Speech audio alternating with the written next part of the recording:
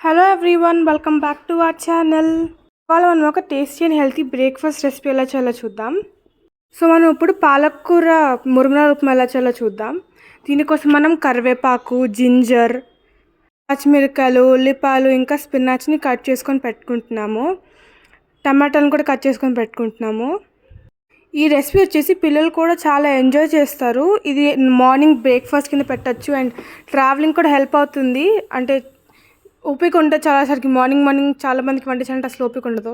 అప్పుడు కూడా చిన్న రెసిపీ చేసేస్తే హెల్తీగా వెళ్ళిపోతుంది, ఐరన్ కూడా వెళ్తుంది.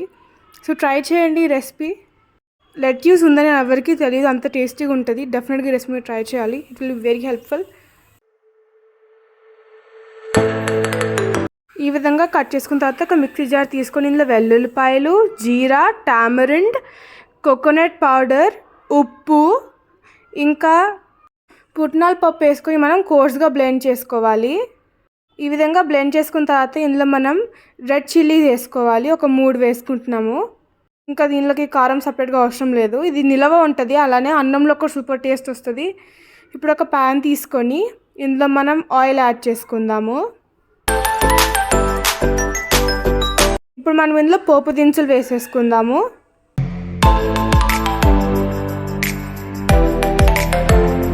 ఇవి ఎర్రగా అయ్యేదాకా వేయించుకొని ఇందులో ఇప్పుడు కట్ చేసుకొని పెట్టుకున్న ఉల్లిపాయలు, పచ్చిమిరపకాయలు, కరివేపాకు వేసుకొని వేయించుకొని కొంచెం మగ్గనిద్దాం.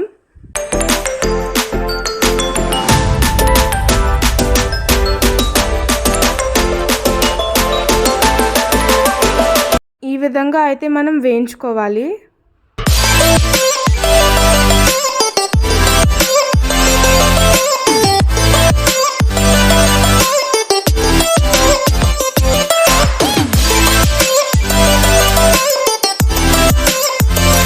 ఇలా వేగిన తర్వాత ఇందులో మనం కట్ చేసుకొని పెట్టుకున్న టమాటోలు ఇంకా పాలకూర వేసుకోవాలి.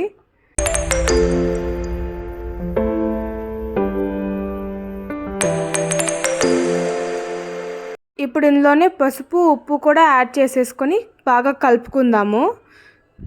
కలుపుకున్న తర్వాత మూత పెట్టి మగ్గనివ్వాలి.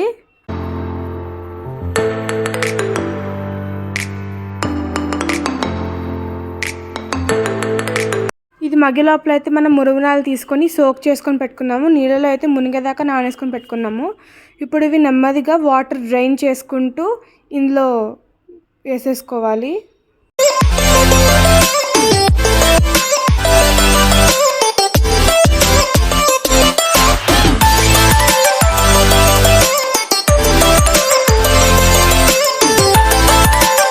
ఈ విధంగా అయితే మనం వేసేసుకున్నాం కదా. ఈ మురుమురాలు అనేది మనం ప్రిపేర్ చేసుకున్న మిక్చర్కి పట్టే వరకు కలుపుకొని మనం ఇందాక ప్రిపేర్ చేసుకున్న పొడి ఉంది కదా, అది కొంచెం వేసుకోవాలి, అంతా వేసుకోవద్దు, కొంచెం సరిపోతుంది.